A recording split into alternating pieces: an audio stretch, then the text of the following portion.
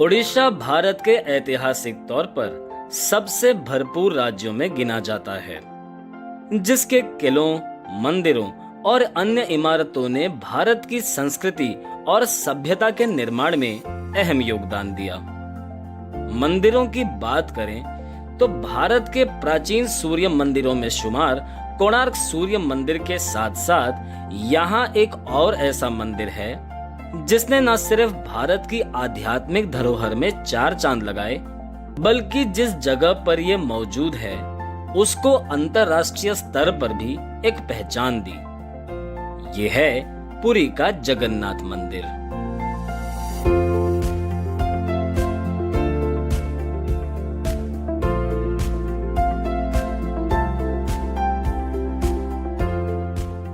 Grand road पर मौजूद जगन्नाथ मंदिर भारत के प्रमुख हिंदू धार्मिक स्थलों में से एक है।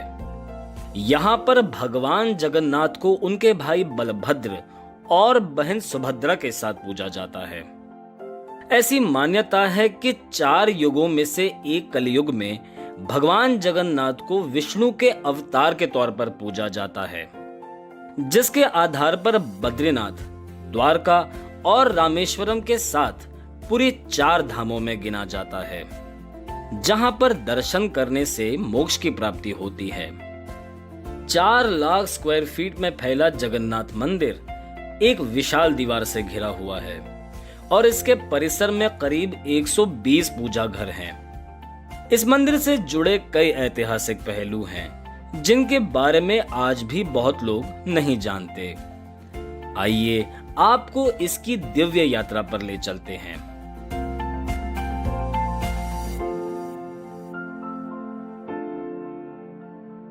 पुरी का उल्लेख हमें महाभारत के साथ साथ ब्रह्म पुराण और स्कंद पुराण जैसी 4वीं से लेकर 14वीं शताब्दी तक लिखे हुए ग्रंथों में मिलता है।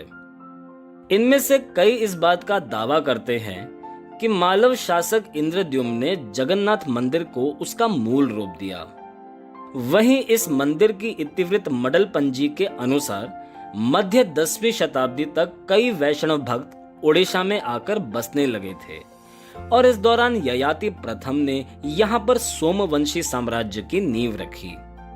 उन्होंने यहाँ नरसिंह को समर्पित एक मंदिर के साथ साथ जगन्नाथ मंदिर को उसका शुरुआती आकार दिया। मगर इसके आगे के काम में रुकावट क्यों आई, ये आज एक रहस्य है। जो मंदिर हम आज देखते हैं उसका निर्माण 12वीं शताब्दी के अंत में पहले गंगा सम्राट अनंत वर्मन चोडगंगा के काल में हुआ।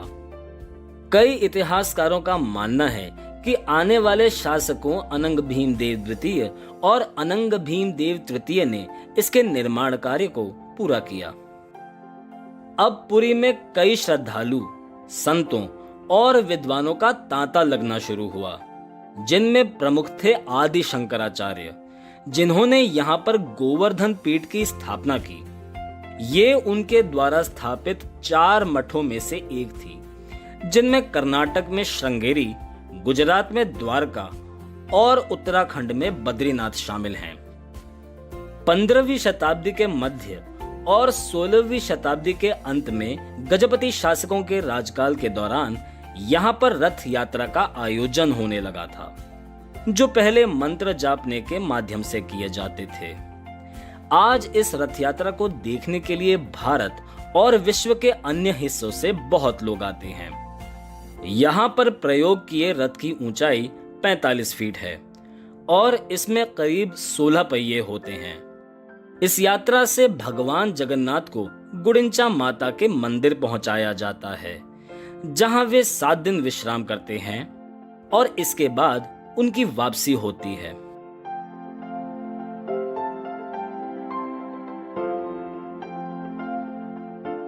जगन्नाथ मंदिर पर कई संतों और महात्माओं ने अपने कदम जमाए थे, जिनमें से अधिकतर वैष्णव समुदाय से थे।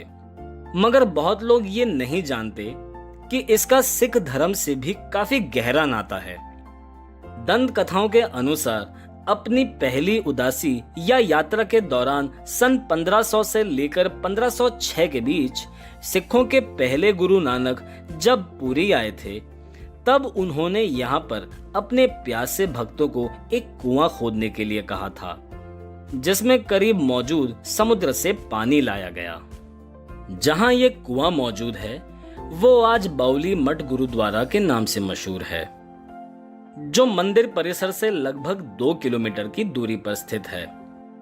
कहा जाता है कि नानक ने सिखों की आरती गगनमाई थाल यहीं पर गाई थी।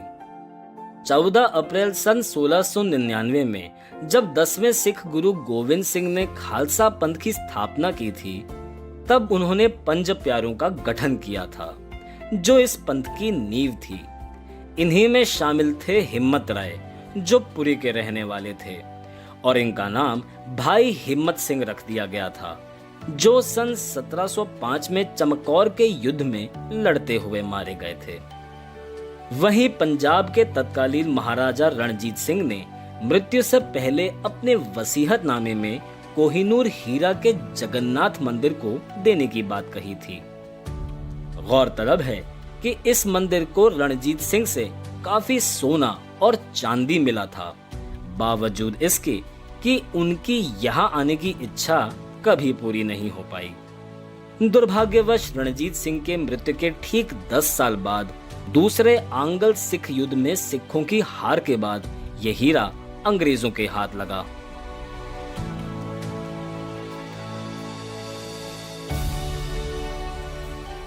क्या आप जानते हैं कि जगन्नाथ मंदिर एक अंग्रेजी शब्द का मूल स्रोत है? बहुत लोग आज भी इस बात से नावाकिफ हैं कि इस मंदिर के सामने आयोजित रथ यात्राओं में प्रयोग हो रहे रथों से प्रेरित अंग्रेजी शब्द जगरनॉट उपजा है। 19वीं शताब्दी से इस्तेमाल हो रहे इस शब्द का अर्थ एक विशाल और प्रभावशाली शक्ति या बल है।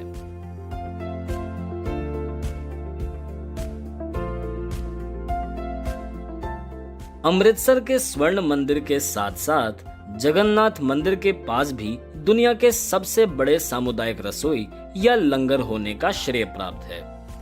यहाँ करीब 250 चूल्हे और 150 बावर्ची हैं, जो एक बार लगभग 100 पकवान बनाते हैं, जिसके कारण ये मंदिर एक वक्त पर लगभग 1 लाख लोगों को खाना खिलाने की क्षमता रखता है।